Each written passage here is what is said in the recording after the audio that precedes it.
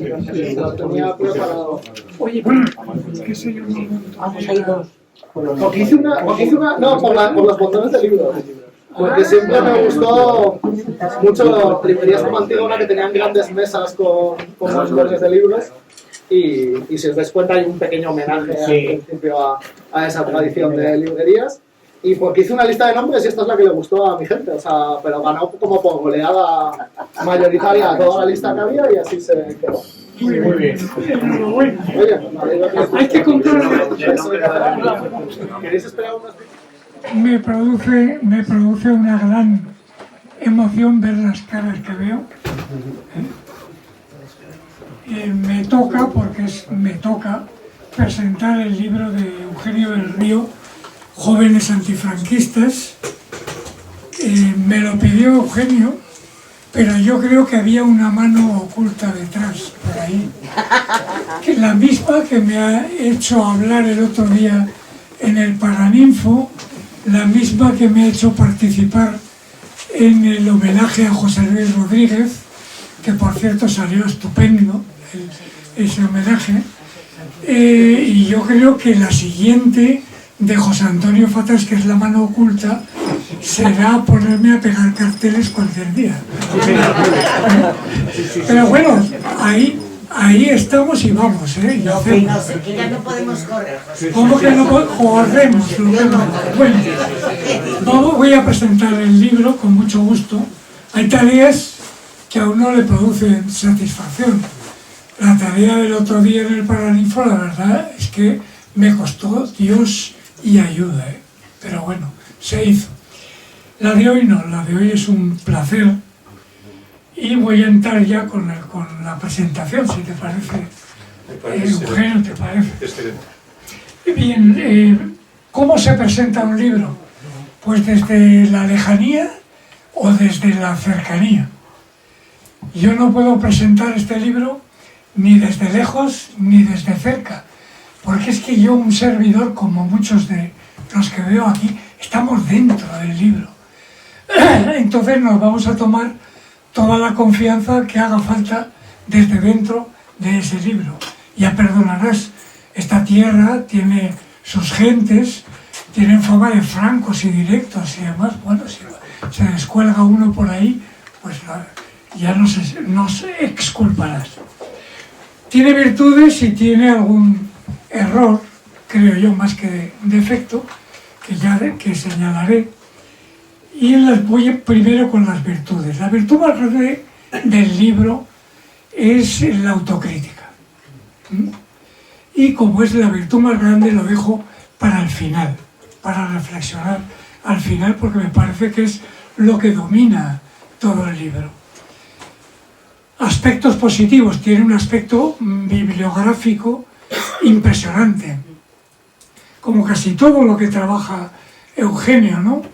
Pero este está particularmente bien seleccionado. Quiero recordar una anécdota de Juan José Carreras, que ha sido profesor de varias personas aquí presentes, catedrático de Historia Contemporánea, y yo coincidía con él muchas veces en la plaza de San Francisco al comprar el periódico. Compramos el periódico y íbamos andando hasta Filosofía y Letras, donde se quedaba él, y yo seguía hasta la Facultad de Derecho. Pues un día me comentó un libro de Eugenio, La sombra de Marx, me comentó. Libro que para mí es mi preferido, pero bueno, eso va en gustos. Me dijo de La sombra de Marx, qué soporte bibliográfico, impresionante.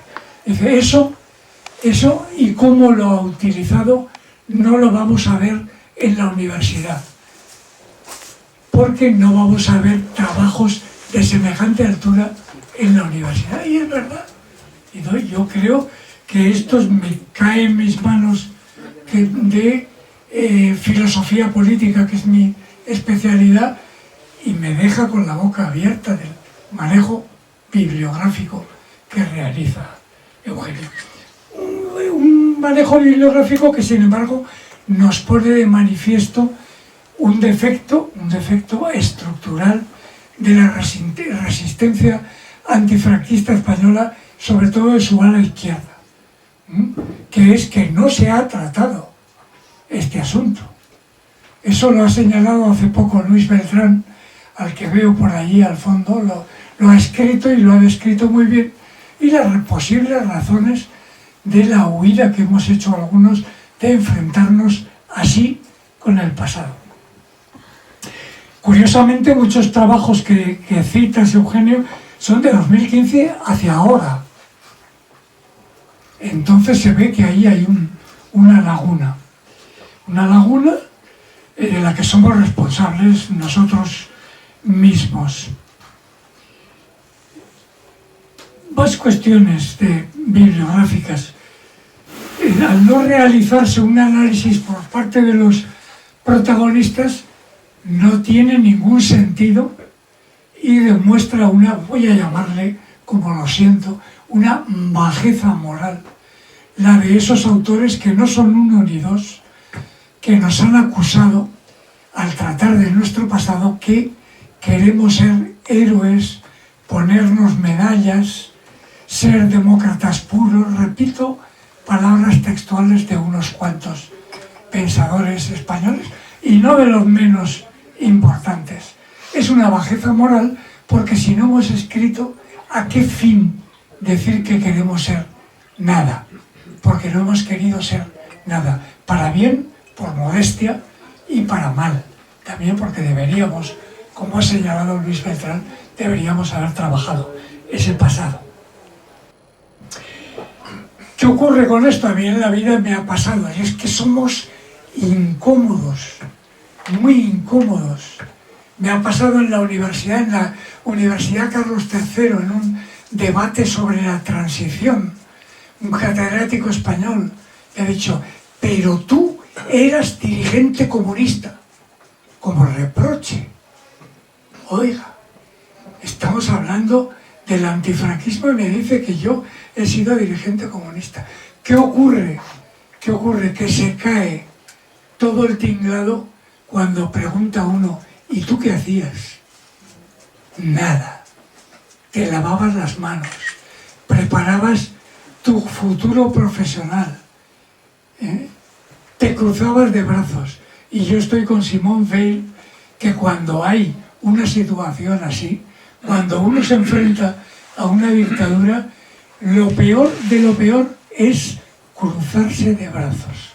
Bueno, nosotros tenemos muchos defectos, como señala Eugenio en su libro, pero nunca nos cruzamos de brazos.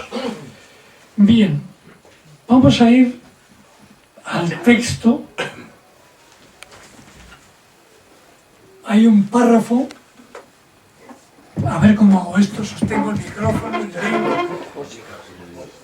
Un párrafo que condensa, sintetiza muy bien todas las inquietudes que podemos manifestar aquí, que dice lo siguiente: el hecho de que la reforma del régimen político se llevara a cabo entre 1976 y 78 bajo la iniciativa de una parte del personal dirigente del franquismo condicionó muchas cosas. Entre ellas trajo consigo que no fuera, fijémonos bien en esto, que no fuera deslegitimado el régimen de Franco, que no fueran condenados sus crímenes ni sus autores. En este aspecto, la nueva cultura democrática nació tocada.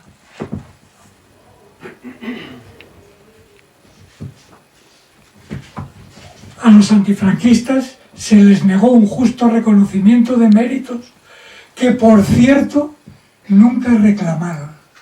Ese es el asunto que he dicho antes, positivo y negativo. Positivo porque refleja modestia, pero negativo porque teníamos que haber hablado y analizado más ese pasado. Vamos ahora con el asunto de la legitimidad. No se ha deslegitimado el régimen de Franco. Ese es un defecto sustancial del sistema constitucional español y del sistema político en consecuencia. No se ha puesto negro sobre blanco que La República era un régimen legítimo, y era legítimo porque tenía una constitución legítima y legal, la de 1931, y porque provenía del sufragio universal, que de ahí viene la legitimidad.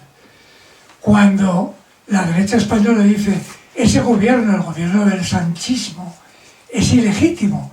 ¿Cómo que es ilegítimo? ¿Por la Constitución? ¿Por el sufragio universal? ¿Qué dicen ustedes de la legitimidad? Eso tiene que ver mucho con que para ellos no es ilegítimo el golpe de Franco. Ahí está una de las claves de todo este problema. Bien, voy a seguir con esto de la legitimidad. Bueno, recuerdo a Tierno Galván en la discusión del proceso constituyente, que quiso introducir en el preámbulo de la Constitución, quiso introducir lo siguiente, textual: los padecimientos del pueblo español. Fijémonos bien, bueno, con ese castellano, Joaquín, que te gustará, de Tierno Galván, bien, no te pongas tan serio, hombre. Los padecimientos del pueblo español. Y él razonaba a continuación, ¿por qué? ¿Por qué los padecimientos? Porque gracias a ellos tenemos libertades, tenemos derechos fundamentales. Se han implantado los derechos humanos y la democracia. ¿Qué pasó? Que se levantó Fraga cabreado, amenazó con romper la baraja y salir de ahí, la UCD tembló, el PSOE se pasó a la tibieza y no salió esa propuesta inteligentísima. ¿Qué ocurre? Que la Constitución de la República no está en el texto constitucional. Tenía que haber empezado el preámbulo por la legitimidad de la Constitución de 1931 y la ilegitimidad del golpe de Franco. ¿Cómo está la República en la Constitución? ¿He dicho que estaba ausente? No, está de manera vergonzante y vergonzosa. La disposición transitoria segunda, por si tenéis curiosidad para verlo, dice: los territorios que en el pasado hubieran plebiscitado positivamente los estatutos de autonomía. La república se llama en el pasado y la democracia se llama territorio. Es decir, está de manera vergonzante y vergonzosa. Y esa cultura vergonzante y vergonzosa es la que sustenta bastante esta situación. Nos evitaríamos muchas cosas si se partiera de esa legitimidad y de esa ilegitimidad. Por cierto, ahora he hablado antes de un error. Creo que hay un error ahí. Y voy a examinarlo. Un error que proviene además de una persona muy querida, que es Antonio Duplá. Antonio Duplá Anzuategui, de una familia muy querida por este establecimiento del MC, claro. Bien. Dice Eugenio: a este propósito son muy pertinentes las observaciones de Antonio Duplá. El franquismo representa un caso particular. Por una parte, desde un punto de vista general, frente a los fascismos alemán e italiano, accede al poder de forma brusca y brutal, tras un golpe de Estado militar contra el régimen republicano legalmente establecido. Fijémonos bien, sin haberse producido previamente una acumulación de fuerzas política, social y cultural. Yo creo que esto es un error craso de Antonio Duplá y de Eugenio del Río, porque la CEDA, Confederación Española de Derechas Autónomas, ganó las elecciones de 1933 y subió al gobierno, y las del 36 estuvo a muy pocos votos de distancia del Frente Popular. y una movilización y acumulación de fuerzas con la Iglesia al lado, que la Iglesia es un poder fortísimo y que movilizaba, como se vio en el 18 de julio. Y la CEDA estuvo antes, durante y después con el 18 de julio de 1936. Yo creo que eso es un error. Un error, ¿qué ocurre? Que luego se dice, las organizaciones fascistas eran minoritarias, la Falange. Que eso es verdad, también que era minoritaria. En la República, más que minoritaria. Era epidérmica, superficial. Después de la guerra la Falange tampoco fue una fuerza espectacular. La Falange se llenó de supervivientes españoles, gente que quiso salvar el pellejo, y a mí no me parece mal cambiar el carné de la UGT por el de Falange para salvar la vida. A miles y miles de gente le pasó eso.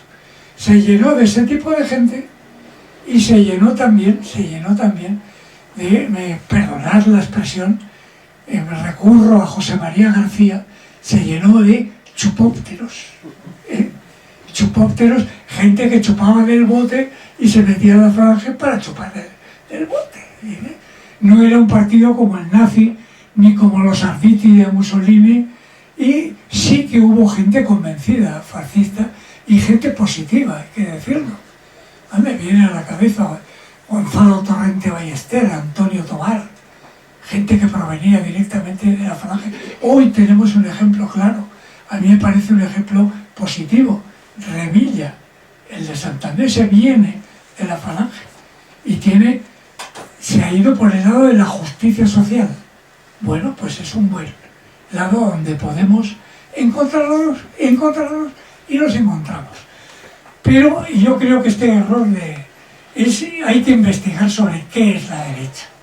Hay que investigar, tenemos que investigar todos, porque la relación entre derecha y fascismo no es tan epidérmica como era la Falange. Hoy día el gobierno de Aragón es derecha y fascismo. Cuidado. Y ese fascismo tiene fuerza. Y tiene fuerza europea. Y los irresponsables que dicen que Vox es un partido constitucional están haciendo el caldo gordo al ascenso del fascismo en España. Y ojo con ese fascismo. Entonces, yo creo que eso, perdón por la crítica, pero claro, pues ya que estamos en una librería, me permito aconsejaros un gran libro. El libro de Javier Moreno, que se llama El Rey Patriota. El Rey Patriota es la historia del reinado de Alfonso XIII. El reinado de Alfonso XIII, la derecha movilizadísima por un tema, os va a sorprender qué tema era aquel, Cataluña. Cataluña, y España se rompe. Me imagino que os suena eso, ¿no? Lo de España se rompe, que para la derecha de entonces y la de ahora es perdón por este chiste que voy a hacer, malo, seguramente, es la España Duralex. Yo me acuerdo de pequeño que acompañé a mi madre a Francia a comprar platos de Duralex, porque en España no había Duralex y los platos se rompían. Entonces el Duralex se caía de una altura respetable y no se rompía. Entonces esa agitación de la derecha en el 30 y tantos, y ahora pues es la España Duralex. Bueno, perdón por el chistecito. Bien, voy ahora ya que he criticado tanto el libro de Eugenio, que me da no sé qué, ya que he criticado las virtudes. Las virtudes, ya he dicho que la principal es reconocer nuestros errores. La reflexión sobre la violencia y nuestra actitud de neutralidad con ETA a mí no me da vergüenza ajena, me da vergüenza propia y fuerte. Y fuerte, y pienso en aquellos años y digo que eso estaba de más. Pero también todo el análisis de la violencia, lo que dijimos cuando cayó Allende, eso teóricamente confirmaba nuestras justas posiciones de que el Estado no podía evolucionar tal. Nos lo criticó el otro día muy bien Antonio Muñoz Molina en un artículo. Decía, bueno, yo tuve una tristeza muy grande, era estudiante de bachillerato, pero otros más mayores me decían que eso confirmaba las tesis del marxismo revolucionario. Bueno, pues sí, ahí siento yo una vergüenza y a veces también esquizofrenia por ese lado. Pero bueno, yo creo que la autocrítica general que realiza Eugenio me parece insuperable. No quiero ser pelota ahora, pero me parece insuperable. Y eso tiene que ver, yo sé que esto no le va a hacer ninguna gracia a Eugenio, esto tiene que ver con la manera de ser de Eugenio, con el carácter de Eugenio. Yo recuerdo cuando fundamos todo este asunto del MC, un poco antes, que era la Organización Comunista de Zaragoza, fuimos a Francia, fuimos Pepo Montserrat y yo, porque exigimos conocer a la dirección, al comité de dirección del movimiento con los que íbamos a unirnos. Yo le dije a Javier Ortiz antes, digo, hombre, vamos a entrar en una empresa, queremos saber quiénes son los de esa empresa, vamos aquí. Bueno, total, fuimos, me acuerdo, en octubre, noviembre de 1971 a Bayona, a un piso desvencijado. Por ahí yo conocía bastante bien Bayona por causas ajenas a la política completamente. Bueno, estuvimos allí y nos causaron una gran impresión y a la vuelta Pepo Montserrat era un gran escuchador y yo creo que es la cabeza más inteligente que ha pasado por nuestras filas de aquí del movimiento comunista de Aragón. Y además tenía un detalle para mí definitivo, y es que era una buena persona, de arriba a abajo, en demostración que es de tontos pensar que la gente buena es tonta. La gente buena lo que es más inteligente que la media, porque sabe ponerse por encima de la maldad. Bueno, pues volvimos en tren, también desvencijado, me recuerdo bien, Pepo y yo, a Zaragoza, que llegamos a las tantas, desde Bayona, pues pasar la frontera, todo aquel tinglado, y comentamos qué impresiones nos han causado. Nos causaron una impresión buenísima, pero sobre todo nos causó una impresión buenísima el secretario, el responsable. Dice, ¿qué tipo, cómo escucha? Oye, ¿te has fijado que estaba atento a todo lo que hemos dicho? Y además tomaba nota. Oye, en España eso de escuchar, reíros todo lo que queráis. Aquí no se escucha a nadie en España. Se oye, que os explique Joaquín Bozal, la diferencia entre oír y escuchar. Bueno, pues aquí no se escucha a nadie en general. Entonces, Eugenio comprobamos y nos dio una confianza total desde aquel momento a Pepo y a mí en el movimiento comunista que a partir de entonces fundamos. Bueno, entonces la autocrítica es el desarrollo de esa capacidad de escuchar, de estar atento a todo, de no moverse por prejuicios, de ser minucioso. Todo eso lo ha desarrollado mucho. Claro, con los años que tiene ya puede desarrollar mucho Eugenio, y el resultado es este libro que yo lo conocí, si se puede decir, en borrador en Colombia, y ya desde el primer momento me subyugó completamente. Entonces, no quiero decir nada más, me alegra un montón veros a toda la gente que veo por aquí y le dejo ya la palabra al secretario general, que es mi jefe, mi jefe.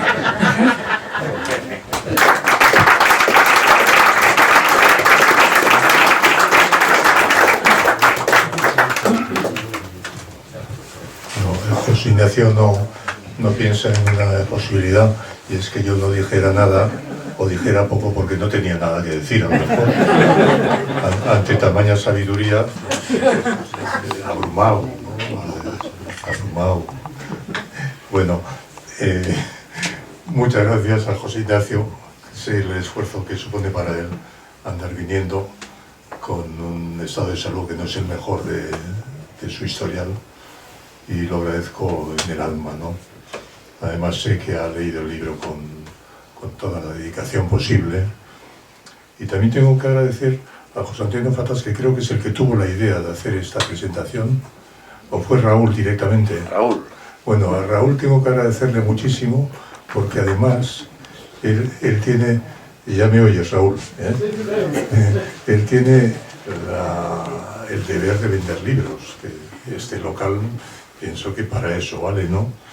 Y cuando él tomó la decisión, que yo creo que fue hace un mes y medio, José Antonio, Sí, más o menos. un mes y medio o dos casi, no se sabía lo que este libro iba a dar de sí. Ahora resulta que está vendiéndose muy bien, pero entonces era un enigma, ¿no? Ahora va a ir para la segunda, tercera, va para la cuarta edición, ¿no? Y salió hace un par de meses. Son cosas que ocurren en el mundo de los libros, ¿no? Bueno, muchas gracias para los tres, y gracias a quienes estáis aquí, sobre todo a quienes os habéis quedado de pie, pero bueno, espero no prolongarme demasiado. El libro podía no haber existido, y de hecho no existió. Yo he puesto ahí 30 años, pero a lo mejor es más o quizá algo menos, ¿no? El tiempo en que estuvo incubándose. La redacción tomó como un año y pico en el periodo de la pandemia, aprovechando la pandemia, vamos. Pero la acumulación de ideas, de notitas, de fotocopias, de referencias, de libros, pues yo calculo que pudo ser, sí, 3 décadas pudieron ser, ¿no? O sea que ese libro podía no haber existido, pues como no había existido hasta entonces. Allí estaba esperando en la incubadora a que llegara el momento. Finalmente llegó con la pandemia, y quizá espoleado también yo, espoleado por algunos hechos que me trabajaban, me inquietaban algo. Uno de ellos era la ausencia de libros, vamos a decir, de este tipo. O sea, libros que abordaran esas cuestiones con cierto conocimiento directo. Ha habido buenos libros de historia, de ese periodo hay buenos libros de historia, pero exactamente el objeto de mi trabajo pues no lo veo muy desarrollado. Luego diré alguna cosita más sobre esto. Y luego hay otro aspecto también que es, a mi juicio, reseñable, que es la dificultad que yo he encontrado en charlas, en artículos, intercambios, correos, la dificultad que yo he encontrado para transmitir las realidades en las que vivíamos, las realidades que éramos, a gente de 2 o 3 generaciones posteriores. Dificultad inmensa, inmensa. Este es uno de mis temas, de mis manías. No voy a decir más, precisamente para no enrollarme en algo que es secundario, pero que tiene mucha importancia, ¿no? O sea, la dificultad de los historiadores jóvenes para trasladarse a un periodo tan diferente, en el que se puede ahondar con enorme dificultad, entre otras cosas por la ausencia de de analogías operativas, analogías con el presente que pudieran servir para transmitir lo que era aquello, ¿no? O aspectos de lo que era aquello. Una dificultad inmensa, ¿no? Y luego, claro, además, cada generación es un mundo aparte, ¿no? La comunicación intergeneracional, yo llevo muchos años viendo la potencia que tiene cuando funciona y la dificultad de que funcione. Comunicación intergeneracional. Y esto es aplicable a todos, no solo a la última generación que está llegando, sino a la nuestra también. Porque estamos encerrados, en cierta forma, en el periodo en el que constituimos en nuestras mentes mundos e ideas muy definidos. En la generación siguiente ya no se leían los mismos libros, o se leían menos. Los acontecimientos históricos de referencia presentes en cada época habían cambiado totalmente. El recuerdo de lo anterior se había ido disolviendo. Ya no tenía el peso que pudo tener mientras estábamos observándolo directamente, ¿no? Entonces yo veo un problema enorme y soy algo escéptico respecto a muchos de los trabajos que veo que se meten en estas cuestiones. Y lo lamento mucho porque veo jóvenes historiadores con un esfuerzo enorme, con una voluntad de hacerlo bien ejemplar, pero quizás están chocando contra muros difíciles de superar. Quizá, lo digo sin mucha seguridad, pero es más bien lo que yo he ido observando a través de la lectura pues, de 2, 3, 4 tesis al año que acaban pasando por mis manos y que casi repetidamente en todos los casos tropiezan con este problema, ¿no? Este es uno de los factores que me animó a tirar para adelante. Pues al final hay que escribirlo ya. Y ya me metí en ello y bueno, ya fue bastante fluido. Como he manejado demasiados materiales que había apilado, pues sí ha habido momentos de la redacción que han sido un poco laboriosos, materialmente laboriosos. Pero bueno, el trabajo de reflexión estaba ya hecho, ¿no? El asunto del libro es la emergencia, exactamente en el periodo que se menciona en la portada del libro, 65 al 75 del siglo XX, la emergencia de una oleada juvenil nueva de antifranquistas. De antifranquistas donde no la había. O sea, no es difícil encontrar en los grandes acontecimientos históricos la aparición de una ola juvenil. No es nada raro. Pero esa lo fue, y lo fue a conciencia, ¿no? Eso supuso la transformación ideológica. Yo hablo en el libro de conversión. Me han dicho en algún caso, eso de conversión se ha empleado mucho para conversiones religiosas y tal. Bueno, me pareció que podía valer la palabra, pero bueno, las palabras valen lo que está convenido que valgan, no, en sí mismas no poseen una capacidad imperativa, ¿no? A favor de un significado. Y lo que yo sí he visto en la generación mía es que personas que no estábamos en un proceso que pudo durar muy poco y hasta no tan poco, como fue mi caso, que no fue tan rápido, cambiaron y se hicieron, por decirlo así, nos hicimos antifranquistas. Franquistas, cosa que luego fue arrastrando algún equipaje más amplio, ¿no? Es decir, el marxismo, la revolución, la idea de revolución, bueno, fue engordando, ¿no? Pero el elemento desencadenante inicial, si yo no me equivoco mucho, en bastantes casos fue el hacerse antifranquistas. Por supuesto, había antifranquistas que lo eran de familia. ¿Por qué? Porque se habían socializado en una familia que era ya antifranquista.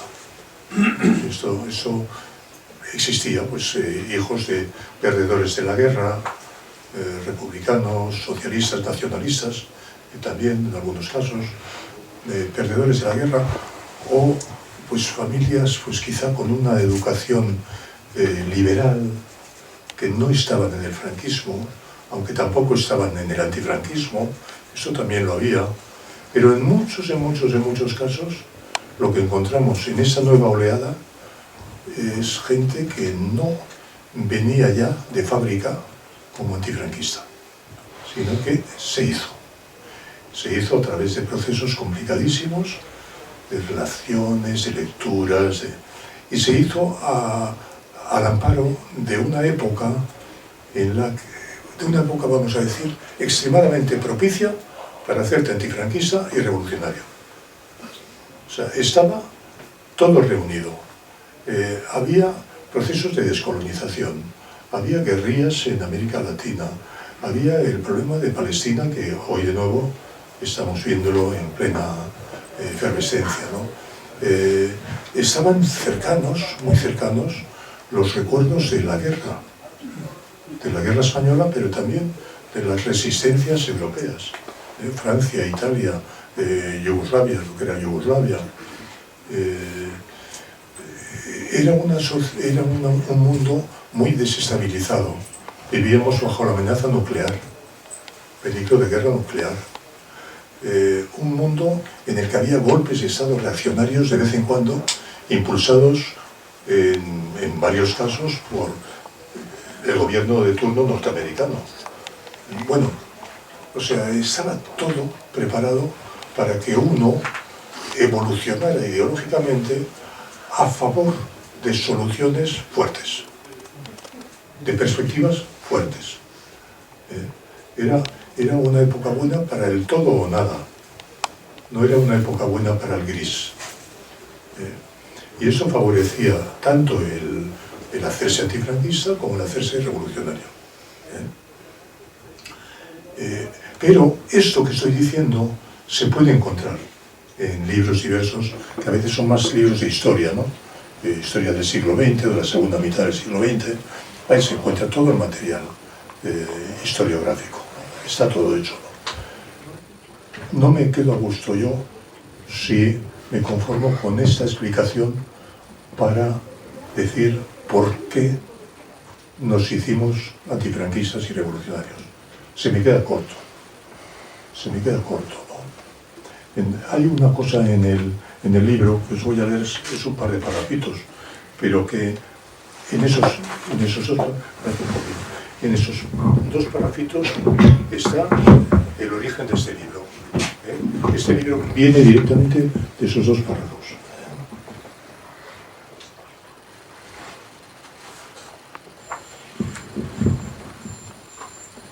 A ver si lo encuentro. Hay demasiadas páginas. Demasiadas páginas. Y luego hace en letra muy pequeña ahora. Vamos, yo os aconsejo libro, pero la letra es demasiado pequeña. O sea, yo recogía en uno de los textos que figuran en el libro una anécdota de un libro del historiador Georges Duby, en el que este hombre está tratando de escribir algo sobre la batalla de Bouvines en Francia en el siglo XIII. Está tratando de explicar algo, ¿no? Y dice, no, cosas ya había escritas, que estaban bien, vale, pero le parecía insuficiente lo que había encontrado. Y dice, no digo yo, pero refiriéndome a lo que dice, quería ahondar en el conocimiento de aquellos guerreros muertos de sed, cegados por el polvo, que se agitaban temerosos y angustiados dentro de sus pesadas armaduras, O sea, él quería saber lo que tenían dentro, cómo eran, qué pensaban, en qué disposición se preparaban para algo que les podía llevar a la muerte inmediatamente, ¿no? Dewey se pregunta por sus armas, por sus gestos, pero nuestro historiador va más lejos, quiere saber qué hay dentro de ellos. Intentaba incluso, escribió él mismo, penetrar en su conciencia y saber qué papel interpretaban. Bueno, ese es el comienzo de este libro, solo que no se refiere a la batalla de Bouvines del siglo XIII, como es evidente, sino a los jóvenes antifranquistas de esa década. Esa es la cuestión, ¿no? Entonces yo necesitaba saber qué diablos teníamos aquí. ¿Por qué? Porque en el mundo podía haber una crisis, una inestabilidad, un peligro nuclear, guerrillas, podía haber de todo, pero las realidades históricas de la época pasan por aquí. Pasan por aquí.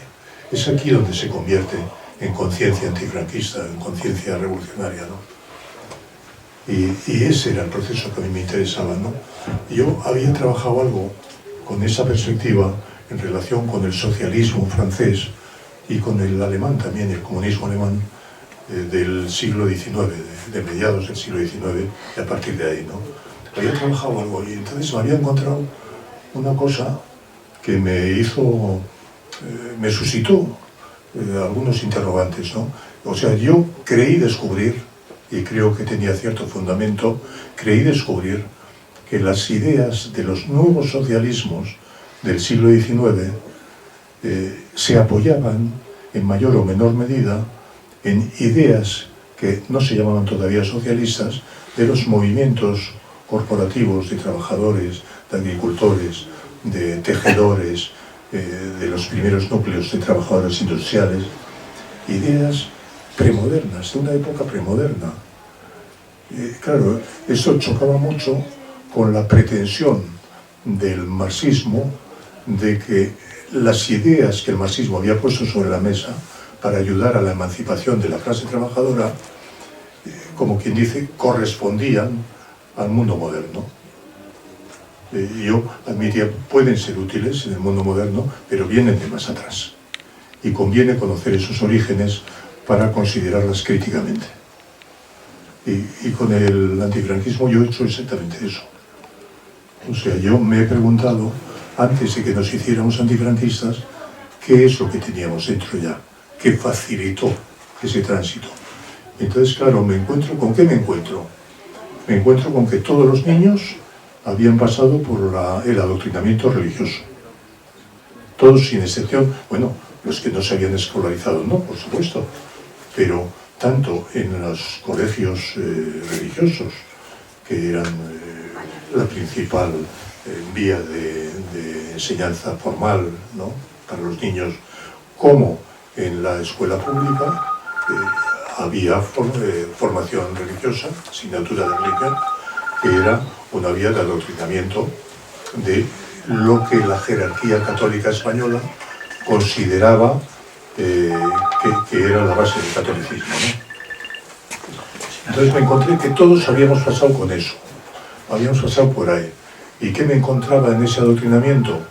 Pues que había que amar al prójimo, la caridad era considerada un valor, que había que respetar al padre y a la madre, que no había que matar.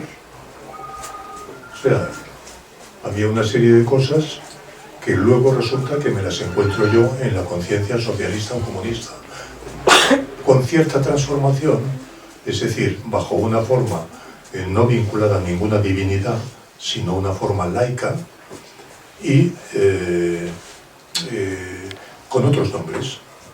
Ya se habla de solidaridad, se habla de justicia social, se habla de defensa de los débiles, pero es muy difícil no ver la conexión entre una cosa y la otra. A mí me resulta muy difícil, ¿no? Entonces lo que yo he percibido es que hay un proceso de transformación de ideas anteriores, que es también un proceso de conservación parcial y a la vez de introducción de algunos elementos nuevos para adaptarse a una época nueva. Esto es lo que he encontrado, ¿no? Y no es casual que una parte de la ola, de esa auténtica ola juvenil que se hace antifranquista, entre el 65 y el 75, sean jóvenes militantes cristianos.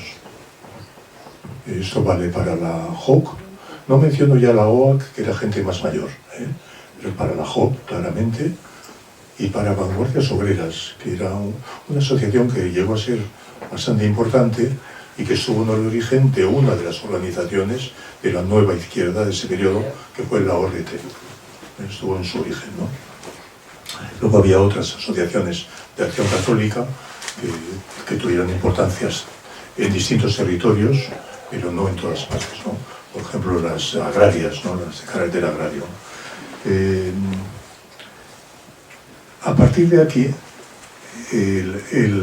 la revisión o la consideración de la conciencia de estos jóvenes de este periodo pues, adquiere una luz, adquiere una claridad que no me parece menor, ¿no? Y luego he percibido también algo que me venía trabajando desde hace años, que es la existencia en las familias de unos valores compartidos más allá de la división franquismo-antifranquismo. O sea, podía haber familias con más dinero, con menos dinero, con un tipo de dedicación a una actividad económica, con otra, variadas en una parte de España o en otra, pero yo he percibido un compartir valores en diferente grado, con diferente densidad, con diferentes manifestaciones que se daban en muchas familias, ¿no? El valor de la palabra dada, que es algo que se ha extinguido hoy en día, ¿no? La compasión por los pobres, la ayuda entre miembros de la familia en dificultades. Bien es cierto que es una caridad circunscrita a un ámbito familiar, ¿de acuerdo? No es universal, pero todo esto estaba extendido, ¿no? Algo que me ha conmovido mucho con el tiempo, ¿no? Incluso los perdedores de la guerra, los golpeados por el franquismo, que podían tener una conciencia antifranquista, en su mayor parte no estaban en la militancia antifranquista, estaban en la militancia de sus hijos, estaban en ahorrar dinero, estar en sobrevivir y ganar suficiente para que los hijos tuvieran estudios, sacarlos adelante, que tuvieran una vida mejor que ellos. En ese sentido, muchas familias fueron una escuela de la solidaridad y que quedó grabado en las conciencias de mucha gente, ¿no? Es imposible examinar el paso de algunos jóvenes al antifranquismo sin vincularlo con todas estas cosas que estoy diciendo, ¿no? Y luego, por otro lado, pues en estos jóvenes había unas cualidades que podían ser compartidas o similares con las cualidades que dentro de la militancia cristiana estaban extendidas, ¿no? Muchas cualidades. En nuestra propia experiencia, que conocéis bastantes aquí, en nuestra propia experiencia tuvimos muy buena gente, que era lo que se dice buena gente. O sea, dispuestos a echar una mano. El apoyo mutuo era una realidad. Sentido de la solidaridad con quien tenía dificultades. Yo me acuerdo que en el MCB incluso teníamos una especie de política, una política interna de apoyo de las organizaciones que estaban más bollantes y que tenían más recursos económicos a las que estaban empezando en distintos sitios de España, ¿no? Organizaciones territoriales. Y había un apoyo a las más débiles, ¿no? Bueno, cosas de ese estilo, ¿no? Ahí veo yo en todo eso huellas de una conciencia solidaria familiar, ¿no? Que a veces en la izquierda hemos desconsiderado, y desde luego nosotros los jóvenes pues en realidad no éramos conscientes de lo que debíamos a nuestros padres, ¿no? Bueno, no voy a extenderme mucho más. Claro, no hay felicidad completa, ¿no? El problema es que a veces el problema no es que haya mala gente, ¿no? Que eso está garantizado, siempre hay algunos, ¿no? El problema es la buena gente con malas ideas. Este es el problema, ¿no? Y en esto no siempre anduvimos muy finos. Tú te ríes, pero es verdad. Pero se ríe porque lo sabe. Porque se da cuenta, sabe de qué estoy hablando. Bueno, no, yo creo que tuvimos muchas buenas ideas de todo tipo, pero tuvimos malas ideas también, ¿no? Sí. No, me alegra que me des la razón, pero hay tres que quiero destacar hoy aquí, tres, para no aburriros más de la cuenta. La primera es la idea de apuntarnos a un foco emisor de ideologías a escala internacional. En realidad todas las organizaciones de esta ola que digo, hablo de organizaciones sobre todo que estaban a la izquierda con más o menos consecuencia y realidad, cuando digo a la izquierda, el Partido Comunista, ¿no? En todas estas organizaciones había alguna ideología, siempre eran internacionales, eran ideologías de importación.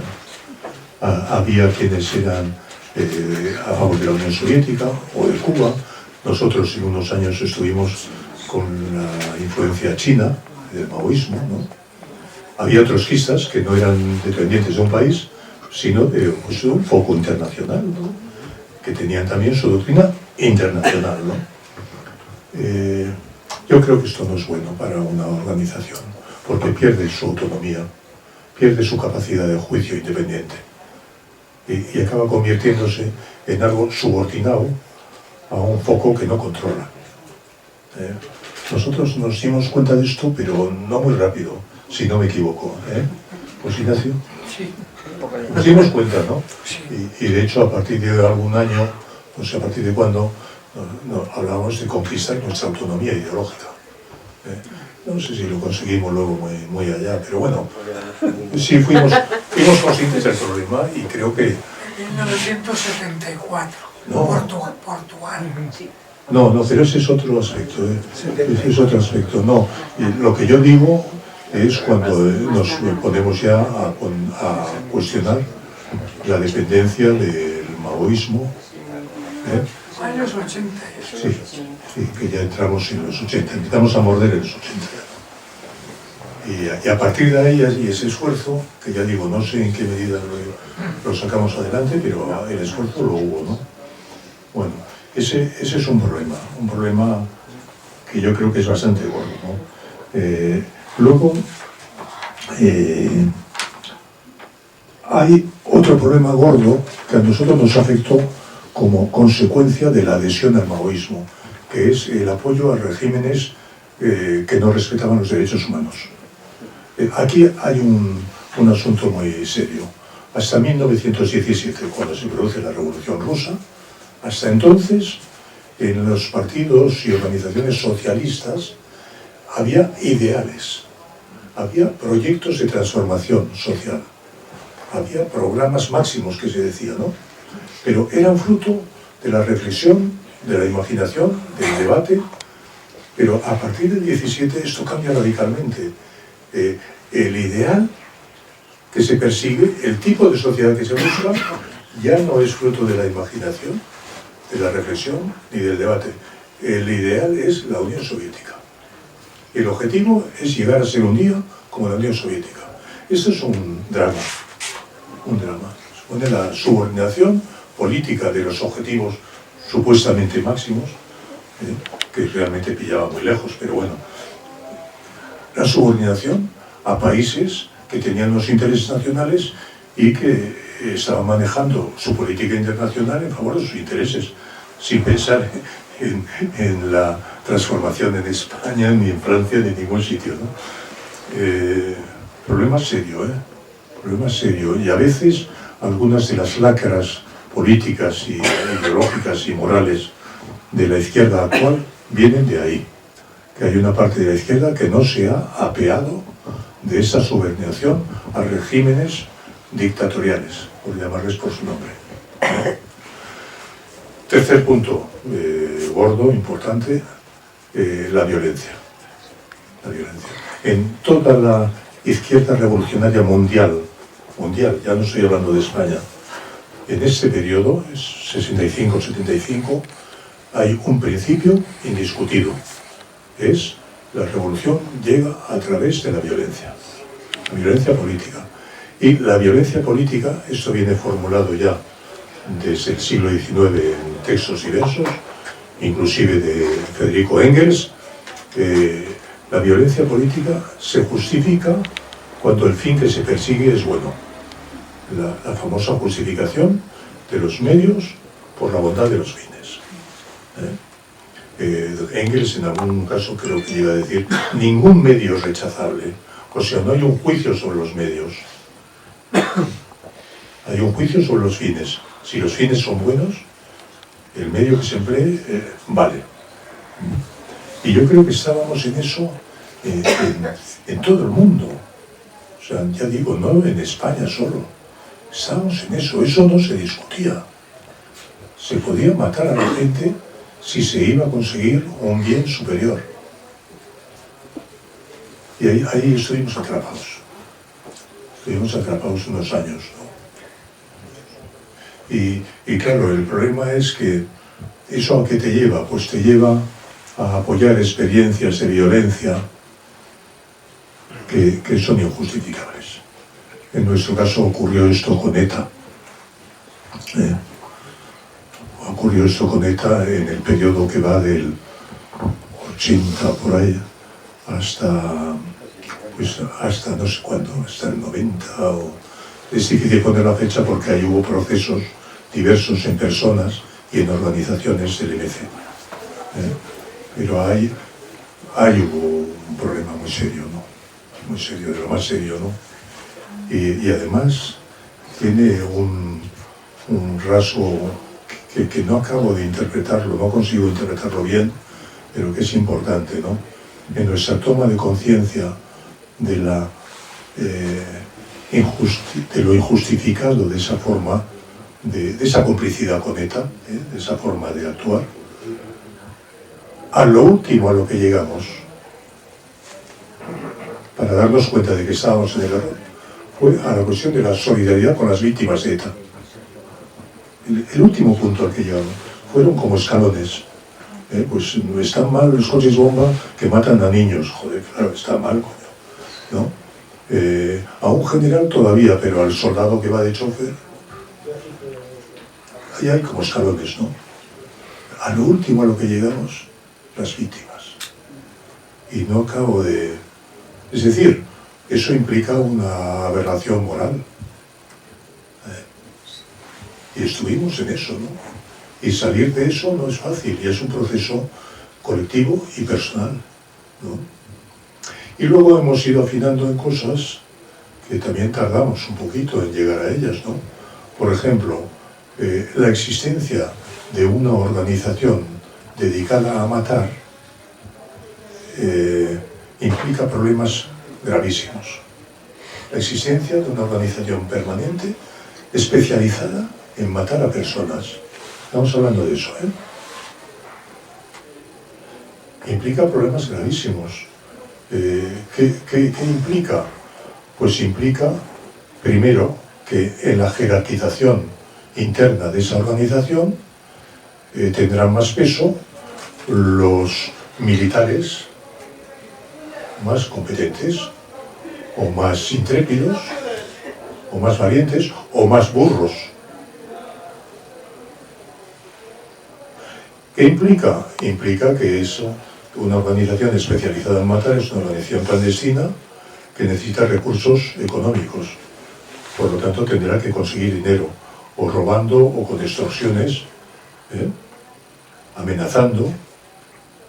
Tendrá que conseguir dinero, si no, no puede vivir.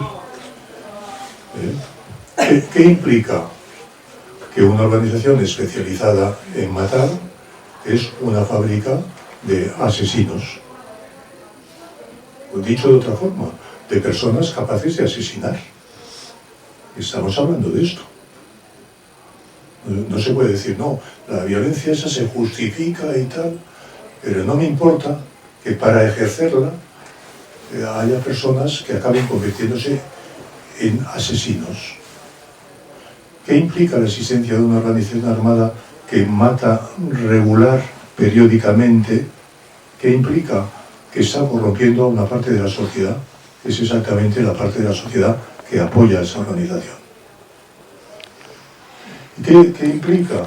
Que está atemorizando a una parte de la sociedad hasta el punto de perder su capacidad de reaccionar. ¿Qué implica? Pues implica que una sociedad amenazada por la pena de muerte ilegal está interferida en el ejercicio de sus capacidades democráticas.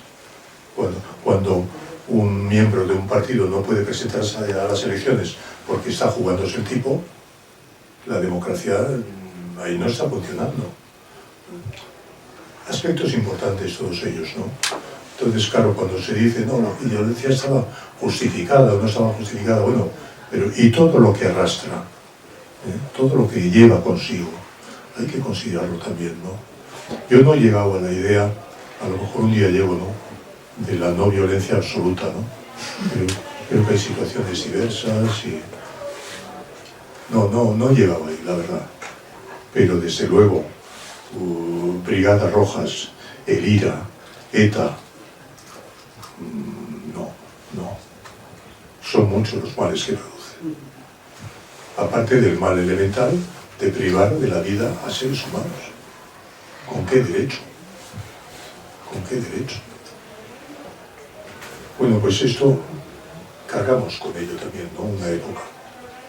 Fuimos saliendo más o menos, pero ahí quedó un problema, ¿no? Y con este asunto tan estimulante, pues termino.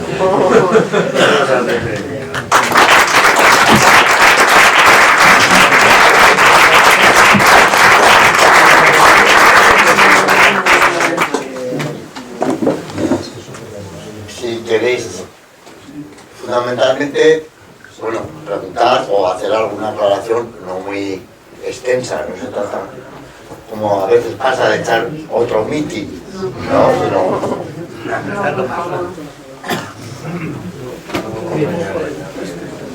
Primero, dos cuestiones de edición. Una son las notas de a pie de página. A mí me ha resultado... Sé que es un problema difícil de solucionar, porque se pone, no se pone, se ponen al final, pero a mí me interrumpía bastante el texto, ¿no? Digamos, es excesivo, a la vez que entiendo que son necesarias. Esa es la otra, que también es de la edición, es atención misericordia. Las notas de a pie de página, no sé si es para hacer guiño al nombre de la editorial Catarata, joder, es que no sé. Es que es para leer, a mí me ha gustado, bueno, tenía que ir así con lupa, ¿no? El tamaño. Bien, dicho estas par de observaciones, primero, felicidades por este ejercicio de autocrítica que es tan poco, digamos, tan poco abundante y además de esa honestidad y de esa profundidad.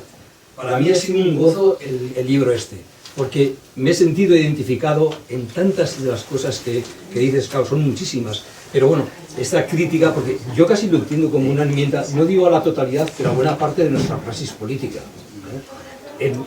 En tantos aspectos la enumeración sería, vamos, interminable, no voy a repetir.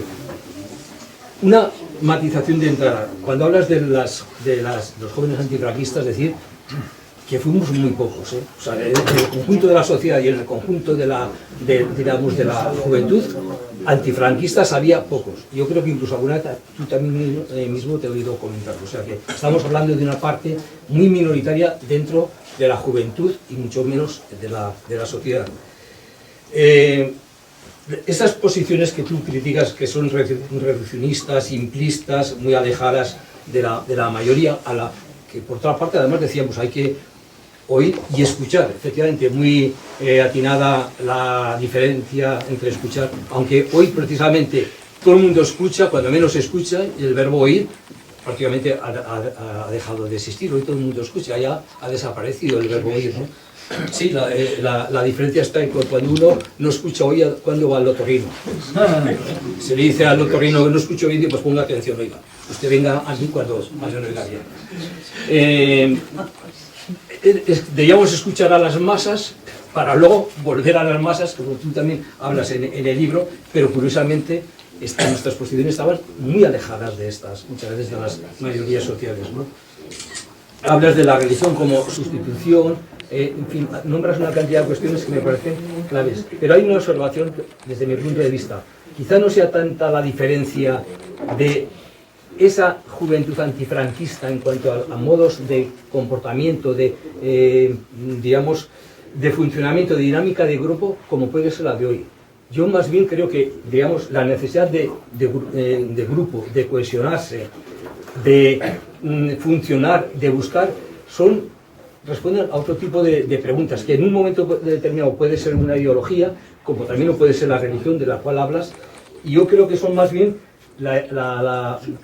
casi diríamos necesidad, me atrevería a decir, ontológica, ¿no? Óntica, de la pertenencia al grupo tribal, del ser, de pertenecer, y eso es lo que crea esa cohesión, y por de ahí esa disciplina. Hoy, por ejemplo, lo hemos visto, yo estuve al principio en Podemos, como supongo que bastantes de vosotros, todavía estoy en un grupo que me dejan ahí residual, porque yo hace años que no pertenezco, pero me interesa mucho por cómo funciona todavía la dinámica interna de grupos de Podemos. Reproduce muchos de nuestros digamos, aspectos críticos que tú comentas, ¿no? Es como una secta eso.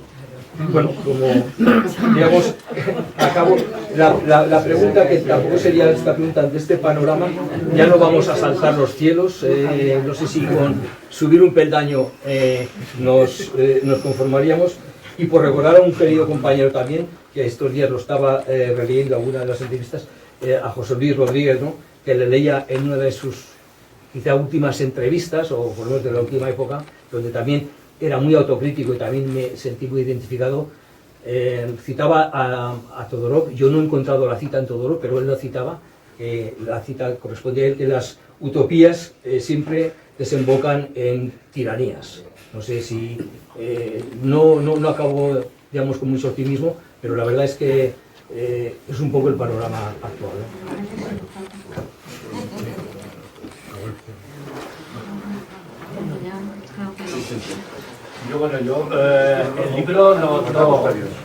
El libro no lo he finalizado aún porque lo empecé a leer esta semana. Entonces haré un comentario y después te haré una pregunta muy directa para ver si al final del libro aparece o no. Yo no provengo de la corriente MC para entendernos, pero sí que me identifico con todo lo que dices de joven antifranquista. Milité durante esa época en otra corriente, que al final casi coincidimos, pero al principio no. Entonces, yo la pregunta que quería hacerte es, no sé si en el libro lo dices al final o no, es que toda una generación, que estoy de acuerdo con el compañero anterior, una minoría, porque las condiciones de dictadura tampoco permitían una militancia de aluvión, como después ha podido ser Podemos en un momento determinado, porque esa generación que era para mí, y no quiero vanagloriarme, lo mejor de esa juventud, porque el sistema es capaz de a esta corriente que había significado gran parte del cambio, postergarla, y que la gente, cuando acabó, digamos, en los sectores del franquismo y la aparición de la democracia, la gente lo único que buscaba era su solución individual. Ese colectivo que tú has ensalzado y que también lo tenían otro tipo de organizaciones, se pierde, y lo único que la gente busca es su solución particular, vivir lo mejor posible dentro de un esquema moral más o menos respetuoso con tus principios, y se pierde ese colectivo. El nacimiento de Podemos, desde el teatro del barrio hasta Vista Alegre 1, para ponerlo en un contexto muy concreto, aparece otra vez otra capa de juventud que de una manera, digamos, muy altruista se vuelca otra vez a un cambio social. No, estoy totalmente de acuerdo con el compañero anterior. el finiquito de Podemos es algo no de asaltar los cielos, sino de ser una alternativa real a ser peor que una secta. Entonces yo no sé si al final del libro tú citas algo de esto o lo dejas abierto para que cada uno lo interprete como quiera. Gracias. Hay dos palabras más, pero tranquilo. Si conteste, porque claro, con nuestra edad, si no se nos olvida.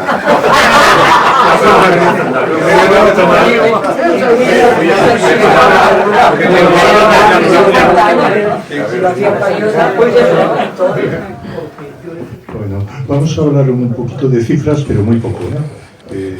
Estamos hablando de una sociedad de 30 millones, ese periodo, 30 millones, y la juventud creo que era, en el concepto relativamente amplio de 16 a 29 años,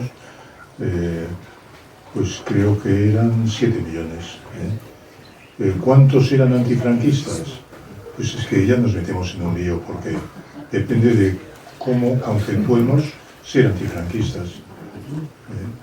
Si es estar organizados establemente en una organización de izquierda radical, además, y no contamos grupos nacionalistas, no contamos los jóvenes que iban al PC. Entonces,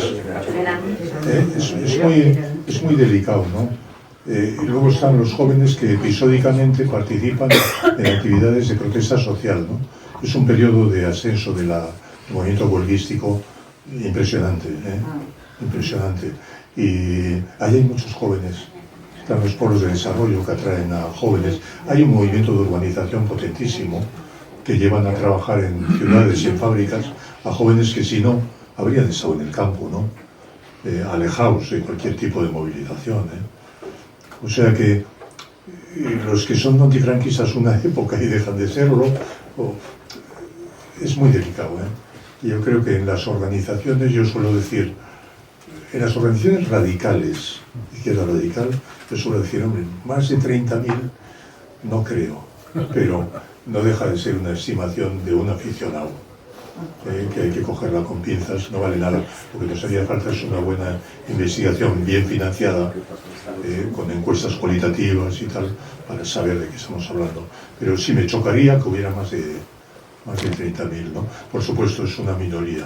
Los organizados regularmente en organizaciones de izquierda radical, de acuerdo, es una minoría pequeña, ¿no? En todo caso, ¿no? Yo no veo tan críticamente a los jóvenes que han venido después, ¿no? La ola o la olita, que no es tan pequeña, que se manifiesta contra las guerras del Golfo, contra el chapapote, que está en el 07, contra la deuda externa. Hablo de los años 90. Para mi gusto es muy buena, una juventud muy buena. En algunos aspectos mejor que nosotros. Desde luego estaban menos... y tenían, yo no he hablado de la relación entre realismo e irrealismo, pero ese dúo es un protagonista importantísimo en lo que estamos comentando. En el libro tampoco me he metido mucho. Creo que lo rozo a veces, pero bueno, hay muchas cosas que no se tratan en el libro. La juventud de los 90 es bastante buena, ¿no? Luego viene lo que podemos llamar el 15M, las dos mareas, la blanca y la de enseñanza, y luego viene como expresión política el primer Podemos, que efectivamente el primer Podemos dura muy poco. Dura muy poco, ¿no? Esa juventud pues ya presenta perfiles bastante diferentes de la que yo conocí, del 65-75. Me cuesta emitir un juicio porque su expresión social es más difícil de atrapar y la expresión política pues finalmente no es tan singular. No es tan singular. Amaneció como una cosa que venía a superar lo anterior, la política anterior, la forma de hacer política, los partidos. Bueno, finalmente tal superación hay que mirarla con cierta distancia. No, yo no estoy en la idea de que, y si produce esa impresión, pues ya digo, no es mi idea, que el libro produzca una imputación total de experiencias como la del MC. Total, ¿no? Es un juicio que descubre contrastes fuertes entre cosas muy valiosas y cosas muy problemáticas, ¿sí? Yo estoy más bien ahí, en ese contraste, ¿no? O en esa ambivalencia.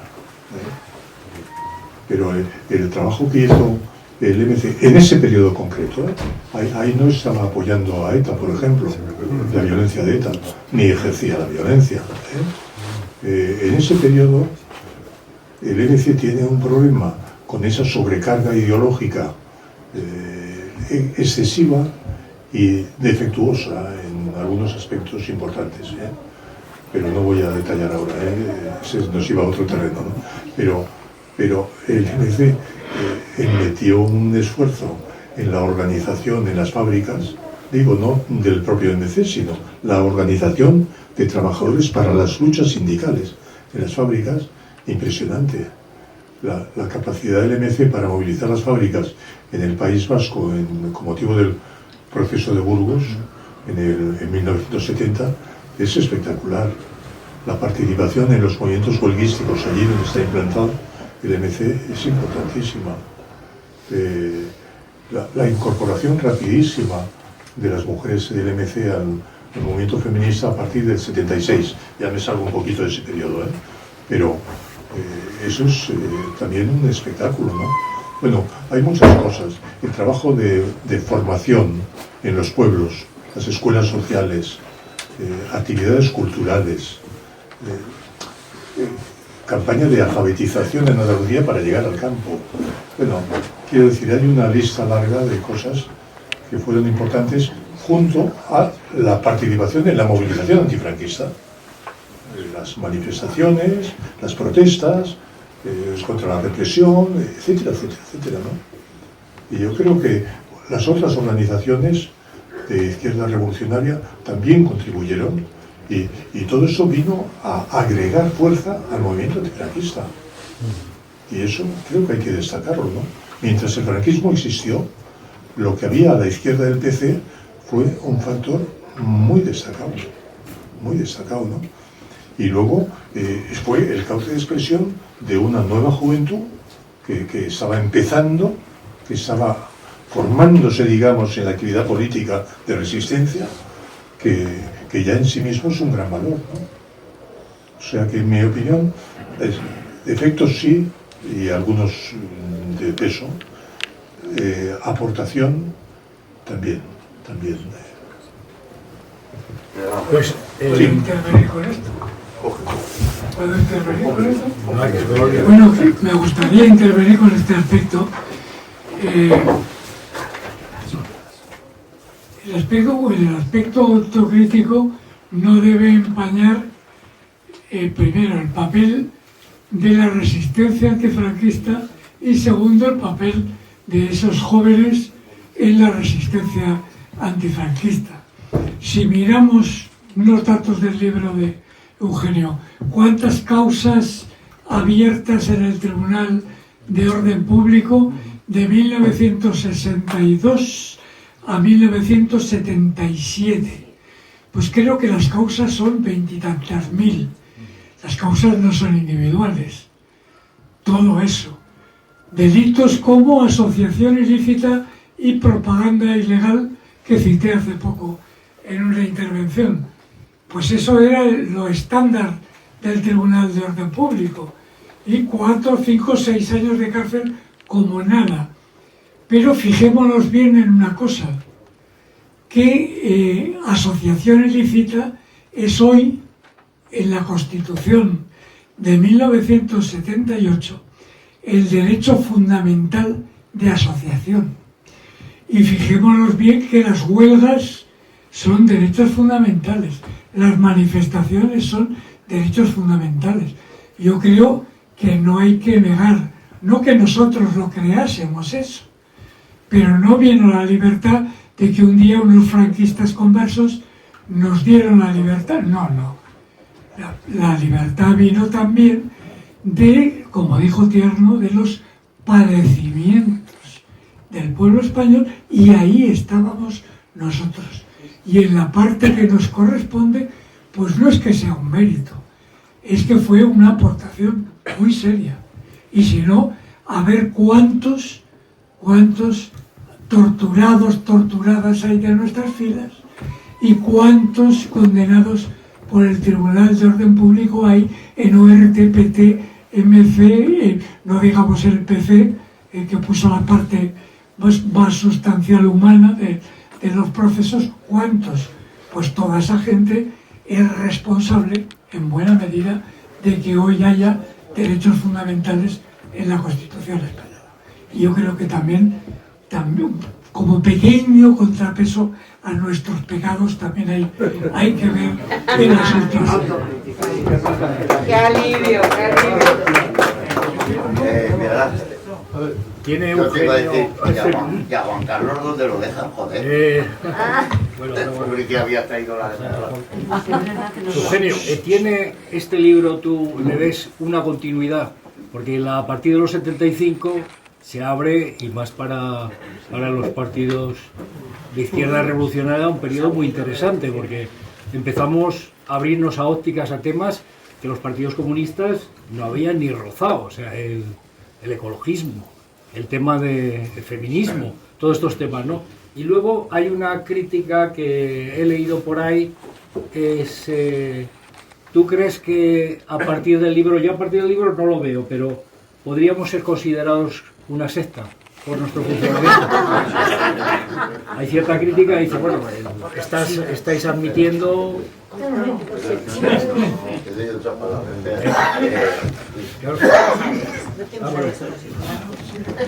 Yo quería entrar en el debate de que si a estas alturas el comunismo, todo lo que hemos conocido del comunismo, cómo se implantó, cómo copió absolutamente a la clase burguesa su forma de políticamente, socialmente, económicamente, lo mismo que militarmente, policialmente, ¿no creen, compañeros, que cometieron un gran error todos los partidos comunistas existentes hasta la actualidad, cuando no se reconoce que los medios tienen que ser acordes a los fines que se persiguen?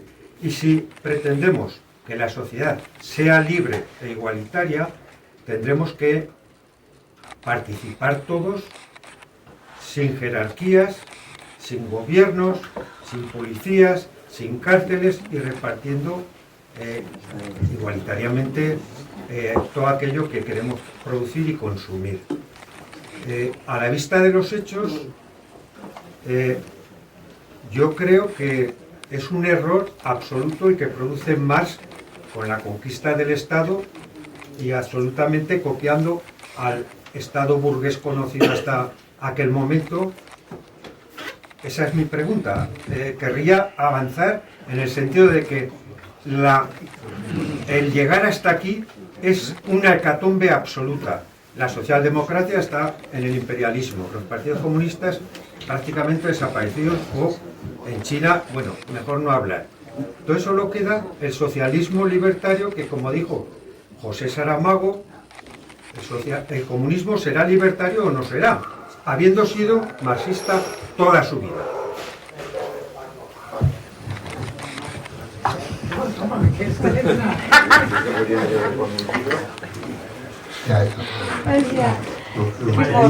¿Cuál era la anterior? Que no me acuerdo. Sí, no, lo de la secta es que no tiene respuesta. Habría que precisar qué entendemos por secta, y entonces pues podríamos decir, pues sí, me parece que sí o no. A mí no me gusta poner una palabra muy cargada de significados sin haber precisado el sentido que le damos, ponerla por delante no me gusta. Yo trato de evitarlo generalmente, trato de evitarlo, ¿no? Pero me planteabas alguna cosa más que no he apuntado. Si tiene continuidad de... Sí, sí, hay dos cosas que a mí me gustaría que se desarrollaran. Una, comprobar si lo que yo digo ahí sobre la relación entre la toma de conciencia antifranquista y la experiencia en la formación de los niños y adolescentes en las escuelas y en las familias, si lo que yo presento como una teoría hipotética está bien fundado o no. Yo no lo he podido hacer. Una encuesta cualitativa de 100 personas podría resolverlo. Eso cuesta mucho dinero, falta tiempo, gente que lo haga, yo creo que no lo haré. Pero ahí sería un primer punto. Segundo, que tú planteas, ¿qué fue de esos jóvenes antifranquistas? ¿No? ¿Qué pasó con ellos? ¿Cómo evolucionaron? ¿Qué ha sido de sus vidas? Y eso también requeriría mucho trabajo. Y yo no tengo conocimiento suficiente de las biografías, ¿no? O sea que creo que sería interesante, pero haría falta alguien o algún equipo para que lo hiciera, ¿no? Luego lo que yo respeto mucho a los anarquistas, y no quisiera entrar en un debate. Yo no me declaro marxista, pero tampoco me convence digamos, una visión anarquista ortodoxa. Y yo creo que el Estado, los Estados son ambivalentes, tienen facetas problemáticas y facetas muy necesarias, y que no se puede renunciar a ellas. Renunciar ahora al Estado es lo que preconizan sectores de la derecha, en cierta medida, digo. No renunciar a la policía, por supuesto, pero sí renunciar a la sanidad pública, a la enseñanza, etcétera, ¿no? Yo defiendo el Estado y en lucha contra los aspectos que en el Estado me parecen más negativos. O sea, no creo que el anarquismo dé respuesta a los problemas que tenemos hoy, pero son opiniones diferentes. No. Julián, sí, a mí me gustaría hablar, porque tú hablas de la toma de conciencia antifranquista, la centras fundamentalmente en el entorno familiar, que juega un papel muy importante, y en la parte social del cristianismo. Yo, bueno, voy a hablar un poco de mi experiencia y de gente que estábamos en la universidad 74-75, y juega un papel muy importante toda la ideología que viene en mayo del 68, es decir, la estructura agobiante de la familia, por ejemplo, que nos hace tomar conciencia por conseguir libertades individuales, en parte. Y que, bueno, pues todos estos partidos como el MC, como, pues ya planteaban ideas de ese tipo y nos hacían, pues no sé, pensar en un mundo mucho más libre. Entonces yo creo que ese aspecto, por lo que se ve, tú te lo dejas aparte, pero yo por lo que he oído, por lo que he comentado con compañeros míos, vamos, las discusiones que teníamos, el aspecto asfixiante también de la religión, precisamente, esa religión que habíamos sufrido, que habíamos ido a escuelas de curas, que bien que nos había dado seguramente esa parte de conciencia social, de tener cuidado de los pobres y caridad, etcétera, pero por otro lado nos asfixiaba. La falta de libertades sexuales también, que era un aspecto importante en nuestra vida. Entonces ese aspecto, para mí, por ejemplo, tuvo una importancia muy grande a la hora de romper con el franquismo y ver que el franquismo precisamente era responsable de que yo individualmente no tenía esas libertades. No hay más palabras, entonces ya vamos. Ah, no, la última, ¿vale? Porque luego quiero hablar yo. Oye, pero... No. Antes han dicho que yo era el jefe. Es mentira, pero lo he tomado en serio. Ahora, bueno, para la anarquía, pero no lo he dicho. No, yo solo, vamos a ver, mi experiencia en el MC, yo sí que he estado en el MC, yo sí que he estado en el MC, pero claro, yo no he vivido en el 65, 75. Yo en el 75, cuando se muere el Botas, tenía 12 años o 13 años, que escribió un libro. O sea, yo mi experiencia con el MC es posterior a la gobernanza. Entonces quizá yo tengo una visión idílica del pasado del MC en el que yo entré y de dónde venía, quizá. Lo que sí ya, claro, mi experiencia no es directa, es totalmente indirecta, es leída, es transmitida oralmente, es transmitida en debates, en discusiones. Entonces, claro, todo lo que cuentas de los jóvenes antifranquistas, de lo que vivisteis en esa época en España, es que coincide con lo que estaba ocurriendo. O sea, es decir, yo creo que hay un fenómeno que es global. Hoy en día prácticamente no hay organizaciones revolucionarias armadas. En los años 70 había prácticamente en todos los países del mundo una organización revolucionaria armada. No sé si tiene algo que ver o no tiene algo que ver. La guerra de Vietnam, yo qué sé, eran montoneros, etcétera, etcétera, ejército simbiótico, brigadas rojas, entonces, es decir que yo entiendo que hay que hacer una análisis autocrítica hacia aspectos concretos como la violencia, etcétera, etcétera. Lo que me resulta imposible de concebir en ese esfuerzo que intento por ponerme, como tú decías, en el lugar de vosotros, ¿cómo narices puedes concebir abstractamente algo que es ajeno a la experiencia que estás viviendo? Entonces yo entiendo perfectamente que surgierais como estabais surgiendo, ¿no? Porque esa era la tendencia en todo el mundo. Eso era ser revolucionario o ser joven antisistema en todo el mundo. Eso es mi opinión, no sé si estoy equivocado o no, pero no he leído el libro, lo acabo de comprar ahora. Entonces, en esa perspectiva, yo creo que esto lo he discutido alguna vez en tiempos, en el seno del MC, la experiencia de todos los anteriores que nos viene detrás tiene sus partes, de revolucionarios anteriores y revolucionarias tienen su parte positiva y su parte negativa, y cada uno vive el ritmo de los tiempos donde les toca vivirlos, ¿no?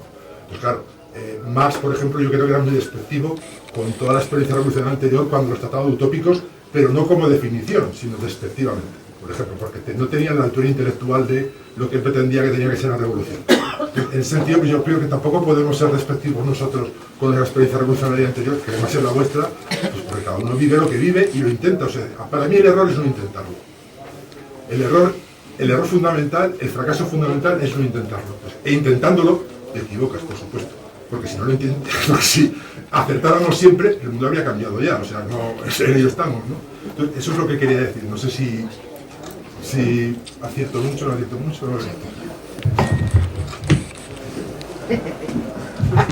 ¿Por qué? Porque lo conozco. No, está muy bien lo que dices, muy bien. Es decir, bueno, lo que yo no estoy de acuerdo es que haga falta solo la experiencia pragmática de uno en cada... No. Se puede conectar con otras generaciones, se pueden tener experiencias abstractas de muchas cosas y ciertamente pues yo creo que te entiendo perfectamente, que está muy bien pensado lo que dices, creo. Bueno, y te veo pero como muy maduro, Manolo. ¿Qué cosa? Algo me ha favorecido 2 años. ¿Qué cosa? Siempre tantos, madre mía. Ya lo tienes dando. No, y el asunto que planteabas, ¿no? Yo no he pretendido hacer un balance de conjunto, ¿no?, de la labor de la Iglesia o de los colegios, ¿no? Y yo tuve una relación muy mala con los colegios. Además era un estudiante horroroso, era un vago, para entendernos. No me lo creo. Sí, era un vago vocacional que luego no he podido ejercer por profesionalidad.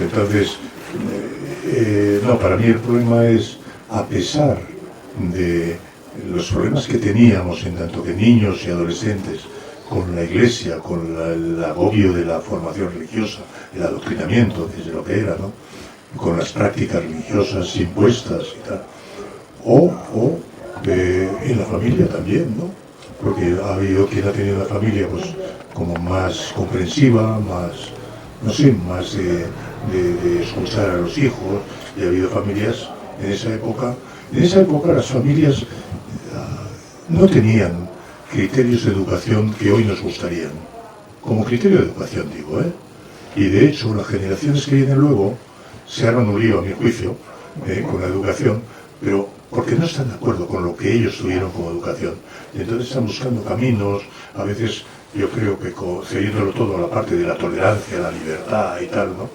pero educar es algo más complicado, ¿no? O sea que haya ido como un movimiento pendular, a mi juicio, que tampoco es bueno, ¿no? Pero yo no quería hacer un balance y decir, pues ha tenido esto de bueno y ha tenido de malo. No, cuando nos adoctrinaba, estaba ejerciendo una labor que podía ser buena o podía ser mala. pero que en algunos tuvo un impacto orientado hacia ciertos valores que podían convertirse en algo bueno. Pero lo voy a llevar un poquito más lejos. La literatura fascista, franquista. Muchos niños tenían o teníamos acceso a literatura franquista. Todo lo que recibimos a leer aquello que tuvo un impacto malo sobre nuestras vidas, yo creo que no. En su conjunto era un artefacto de dominación del régimen dictatorial, etc. Ya lo sabemos. Pero ahí recibimos cosas que nos influyeron luego positivamente, positivamente, ¿no? Y el ideal del joven cultivado por el falangismo cuando yo era niño tenía excesos, pero estaba el elemento de abnegación, estaba la disponibilidad para hacer el bien. Lo que llamaban el bien a lo mejor podía ser matar a comunistas, Claro, estamos hablando de literatura franquista, Sí, ¿no? Pero eso, yo lo digo, creo que en el libro, en el País Vasco no tuvo mucha influencia, pero en algunos sitios de España yo sé que la tuvo, Y yo tuve amigos que en algún momento de su adolescencia estaban bastante influidos por biografías franquistas, propaganda franquista, y que eran chavales buenos, ¿no? Que luego dieron buen resultado y, claro, en la medida que se daban cuenta también de cómo eran las cosas, ¿no? Pero yo he dicho la familia y el adoctrinamiento religioso, pero podría añadir en algunos casos la literatura fascista. Bueno, la literatura fascista, a mí de niño me acuerdo que me cabreaba enormemente. Yo creo que me hizo rojo ya eso, lo de Moscardó. Digo, yo tengo un padre así, me lo cargo yo. O Guzmán el bueno, que te lo ponía de ejemplo, que arroja el puñal para que maten al hijo de hombre. Hasta ahí podíamos llegar. La literatura fascista tenía esas cosas, es decir, generosidad, siempre le buscaba. Claro, yo crecí en un hogar antifranquista, entonces ya llevaba eso de ventaja. Sí, es una ventaja enorme, que a mí me ha costado muchísimo, media vida, o más de media vida, agradecer a mi padre, por ejemplo. Pero era así la cosa. Uno nace en un hogar antifranquista, es que no se cree nada, ni a Moscardó, ni a Gómez del Bueno, pero tampoco al que habla por la radio. Tiene una visión crítica. Y otra cosa de esa educación, que la tocas un poquito en tu libro, que nos enseñaban a ser clandestinos. A ver qué dices de puertas afuera, cuidado. Que aquí se oye, se ve y se entiende todo que el franquismo espía. Y claro, tener que tener cuidado con los comentarios, no ser un bocazas, por ejemplo. Entonces, la educación desde el franquismo, bueno, con sus puntos, yo le encuentro muy poca chispa a eso. Pero comparado. Estaba el Capitán Trueno, Sí, eso sí. Yo creo que me oís bien, ¿no? ¿Me oís bien? Sí. Bueno, yo quería hacer 3 comentarios breves sobre el libro, ¿no? Uno, que leyéndolo se aborda la complejidad de la historia que hemos vivido durante esos años, que a veces se simplifica demasiado, y Eugenio sabe poner con maestría pues muchos aspectos del asunto, aunque se haya olvidado alguno, como decía Julián, del mayo del 68, etc. Eso por un lado. Por otro lado, las reflexiones que hace, aparte de una persona inteligente, es un trabajo minucioso de 30 años de estar recogiendo notas, y se ve, no solo por las notas al pie de página, que habrá que ponerse lupa efectivamente para leerlas, sino porque en las cosas que dice se ve que no son improvisadas, que llevan detrás muchos años de reflexión, y que además eso se ha vivido directa y personalmente. Y por último, bueno, dos cosas. Uno, yo leyéndolo me he sentido absolutamente, era como si estuviera reviviendo mi vida en el MC, en la lucha antifranquista, porque me he sentido unas veces identificado, otras veces simplemente estoy yo también. Y muchas veces no sabemos poner palabras a esos sentimientos, o sea, cosas que han pasado en nuestra vida, y yo las he encontrado en Eugenio. Y por último, está escrito con una honestidad individual, integral y realmente admirable.